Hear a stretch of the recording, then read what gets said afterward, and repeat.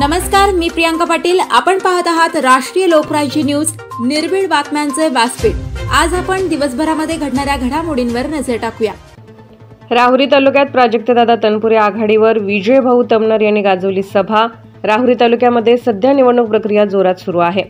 अनेकांचे धाबे दणाणले आहे. त्यामध्येच काल महाविकास आघाडीचे अधिकृत उमेदवार प्राजक्तदादा तनपुरे यांची विजय निर्धार सांगता सभा घेण्यात आली. यावेळेस राहुरी तालुक्यातील माता बंधू भगिनी युवक वर्ग मोठ्या संख्येने उपस्थित होते. अलोट गर्दी सांगता सभेला पाहायला मिळाली. या सभेमध्ये आजच प्राजक्तदादा आमदार झाले असे चित्र पाहायला मिळाले. ही सभा कधी न होणारी सभा सर्वांना पाहायला मिळाली आणि या सभेमध्ये धनगर समाजाचा सर्वात मोठा वाटा पाहायला मिळाला. कारण धनगर समाजाचे नेते विजयभाऊ तमनर यांनी राहुरी तालुक्यामध्ये आपली स्वतःची एक वोट बँक तयार केली आहे. ती म्हणजे संपूर्ण धनगर समाज प्राजक्तदादा तनपुरे यांच्या पाठीशी खंबीरपणे उभा केला आहे. त्याचे सर्व श्रेय विजयभाऊ तमनर यांना जात आहे. त्याने राज्यात दादा तनपुरे यांना का मतदान करावे याचा मोठा खुलासा केला आहे. तो म्हणजे महाविकास आघाडीचे सरकार असताना प्राजक्तदादा तनपुरे हे मंत्री होते. त्यांनी 2.5 वर्षामध्ये राहुरी तालुका सुजलाम सुफलाम बनवला आहे. त्यांनी अनेक कामे आपल्या मंत्रिपद असलेल्या कार्यकाळात केल्यामुळे राहुरीकरांनी एकच विश्वास दाखवला आहे की विश्वास जुना प्राजक्तदादा पुन्हा. त्यामुळे राहुरी तालुक्यातील सध्याचे चित्र महाविकास आघाडीच्या पारड्यात मिळणार आहे आणि प्राजक्तदादा तनपुरे हे नक्की आमदार होणार आहेत आणि मंत्री सुद्धा होणार आहेत. त्यामुळे जी सांगता सभा पार पडली त्यामुळे विजयभाऊ तमनर यांनी ही सभा गाजवली. नक्की काय म्हणाले विजयभाऊ तमनर ते आपण पुढील प्रमाणे पाहणार आहोत.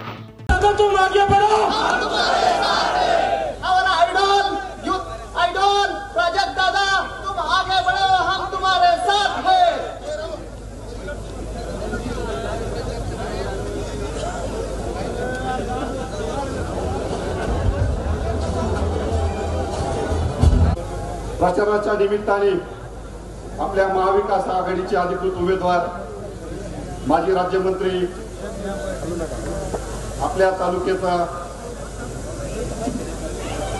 बुलंद आवाज माननीय प्राजक्तदादा तनपुरे यांच्या प्रचारार्थ ज्येष्ठ नेते माजी खासदार प्रसादरावजी तनपुरे साहेब, कृषी उत्पन्न बाजार समितीचे सभापती आदरणीय अरुण साहेब तनपुरे, डॉक्टर उषाताई तनपुरे, रावसाहेब चाचा तनपुरे, आमचे मार्गदर्शक पैलवान रावसाहेब खेवरे नाना, जिल्हा परिषदेचे माजी अध्यक्ष बाबासाहेब भिटे, सर्वच व्यासपीठ आणि येथे उपस्थित असणारे आपण सर्व मतदार बंधू भगिनी आणि उपस्थित असणारे सर्व धनगर समाज बांधव, मला कुठल्याही प्रकारचं भाषण करायचं नव्हतं. फक्त एक मानाची काठी आणि घोंगडी देऊन आपले आमदार प्राजक्तदादा तनपुरे साहेब यांचा सत्कार करायचा होता. परंतु ज्या वेळेस स्टेजवर आलो त्यावेळेस आमच्या खालून समाज बांधवाच्या अनेकांचे फोन आले, विजूभाऊ आता आज बोललं पाहिजे, विजूभाऊ आता आपण बोललं पाहिजे. काय बोलावा काय नाही बोलावा. 2019ला प्राजक्तदादा तनपुरे साहेबांसमवेत आम्ही आलो. मला वंचित बहुजन आघाडीची उमेदवारी होती. परंतु सर्व समाज बांधव एकत्रित आले आणि सगळ्यांनी विनंती केली की आपण निवडून येणार नाही, परंतु आपण प्राजक्तदादांच्या वाटेमध्ये आडसर बांधणार आहोत. आम्ही 2019ला सगळेजण एकरूप झालो आणि काम सुरू केलं. 2019 ते 24 या 5 वर्षाच्या काळामध्ये प्राजक्तदादा तनपुरे साहेबांनी काय काम केलं याची प्रचिती आम्हा सर्वांना आहे. परंतु आता या निवडणुकीच्या काळामध्ये कुणीतरी काही महाभाग अफवा उठवतात, हवाया करतात की माजी खासदार प्रसादराव तनपुरे साहेबांनी काय काम केलं धनगर समाजासाठी. मी खरोखर माजी खासदार प्रसाद तनपुरे साहेबांबरोबर काम केलं नाही. मी 2019ला प्राजक्तदादा सभेत काम करीत आहोत. परंतु आमचं ज्येष्ठ ऋषीतल्य व्यक्तिमत्व गंगाधर पाटील तमनर इथे बसले आहेत. सगळ्या जेवढ्या सहकारातल्या संस्था असतील प्रत्येक संस्थेमध्ये नेतृत्व करण्याची संधी त्यांना मिळाली. 25 वर्षाच्या काळामध्ये माजी खासदार तनपुरे साहेबांना लाल दिवा मिळाला नाही, परंतु ज्या वेळेस लाल दिव्याची संधी त्यांना मिळाली आमच्या बाबासाहेब भिटेंना पहिल्यांदा लाल दिव्याच्या गाडीत बसवलं. हा खरा धनगर समाजाचा त्यांनी अभिमान जपला, स्वाभिमान जपला. साहेब तुमच्यावर किती धनगर समाज प्रेम करतो तुम्हाला बघायचंय. हे लहानू पाटील बलमे आता तुमच्या समोर उभे, ज्यांनी खासदार साहेबांसमेत काम केलं. आज शुगरमुळे त्यांचा पाय काढलेला आहे. परंतु अशा स्थितीत ती व्यक्ती या ठिकाणी कॅमेरा फिरवा दाखवा. या ठिकाणी लहान पाटील थोडा हात वर करा तुम्ही. ही व्यक्ती इथं बसेल आहे. ही किंमत धनगर समाजाला दिली त्यांनी. आमच्या 2 माता भगिनी मग कौशल्याताई विठ्ठल असन, ताराबाई विठ्ठल असन यांना जिल्हा परिषदेमध्ये संधी दिली. याच नगर राहुरी शहरामध्ये बारीभाऊ सरोदे त्यांच्या पत्नी यांना नगरसेवकची संधी दिली. आणि 2019ला आम्ही दादा समेत आलो. दादांकडून आम्ही शब्द घेतला. दादा आमच्या बेबीताई सोडणर या सदस्य आहेत. 2.5 वर्षानंतर संधी आम्हाला मिळते. अक्षरशः सुरेश पाटील निमशेत असतील त्यांना संधी होती. परंतु आम्ही दादांकडे विनंती केली की धनगर समाज 2019ला दादा ताकदीने तुमच्या पाठीशी उभा राहिला. दादांनी आमची विनंती मान्य केली. अण्णासाहेब सोडणर येत आहे. बेबीताई सोडणर ज्या गावातून येतात ते हे शेवटचं गाव आहे. 1.5 किलोमीटरचा प्रवास रोज होडीतून असतो. आमच्या त्या भगिनीला या सभापती पदाची संधी दिली. अरे काय विचारतात? धनगर समाजाने काय केलं? विचारण्यासाठी किती केलं याचं उदाहरण तुमच्या समोर आहे. बाहेरून कुणीतरी माणसं येतात, विचारतात दादांचं काय काम आहे. काम काल मी पत्रकार परिषद घेऊन मी पत्रकारांना काम दाखवलं की धनगर समाजासाठी किती मोठं काम आहे. एवढं काही 2 मिनिटं धनगर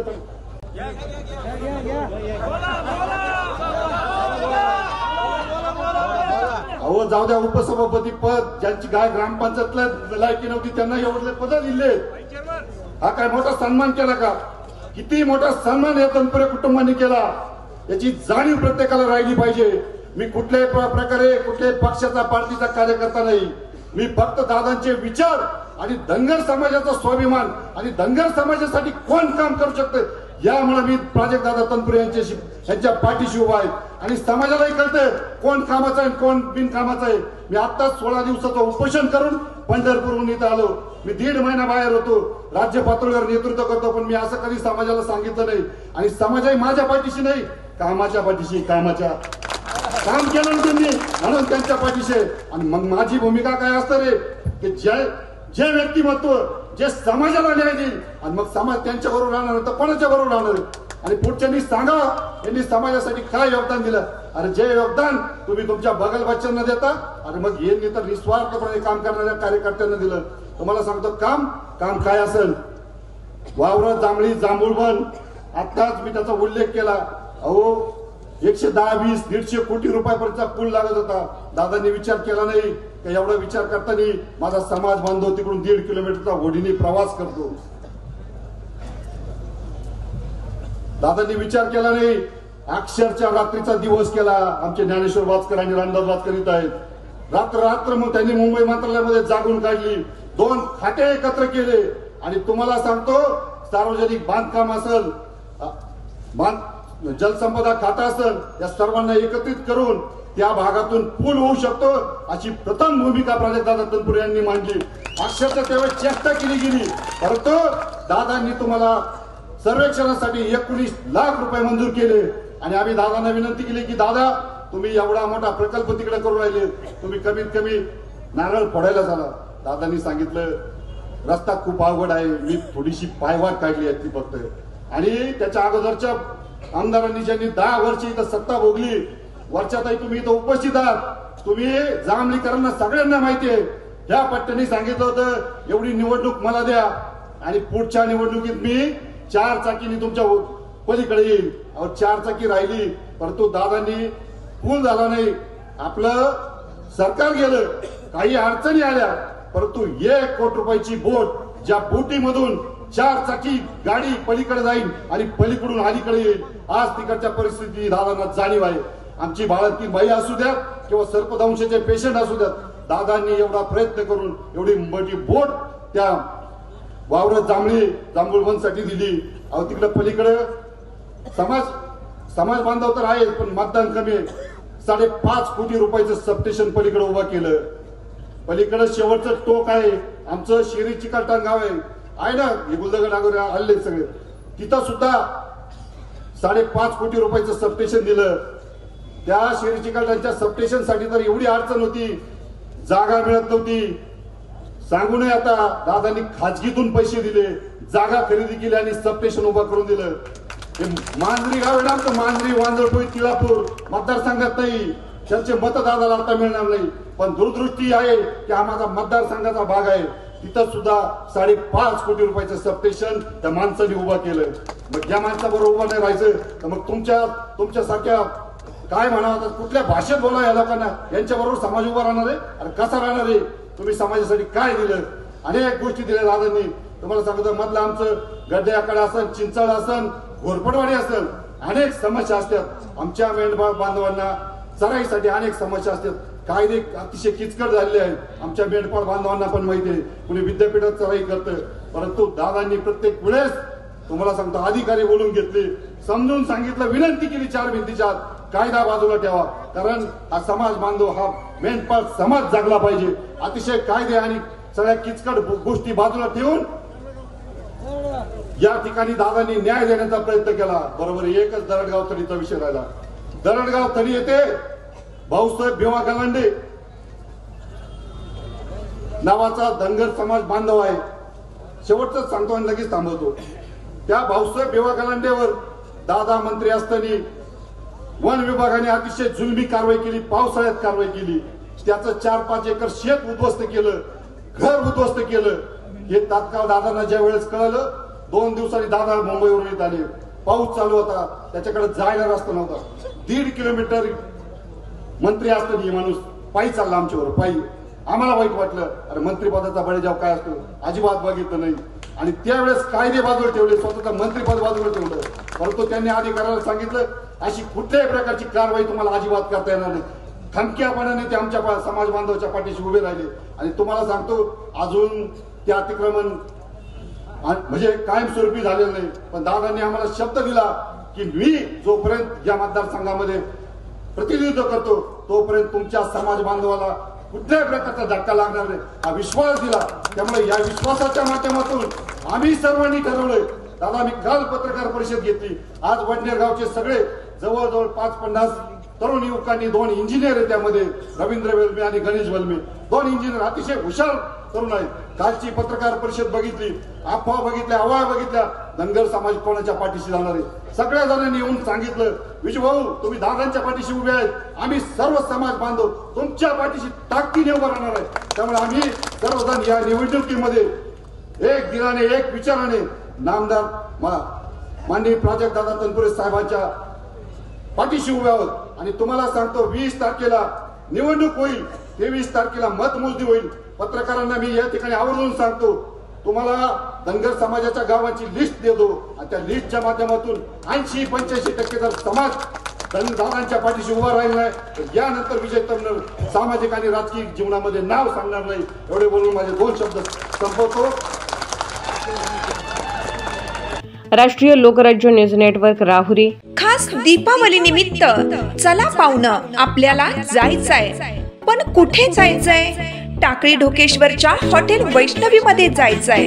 म्हणतात तिथे खूप छान जेवण मिळते.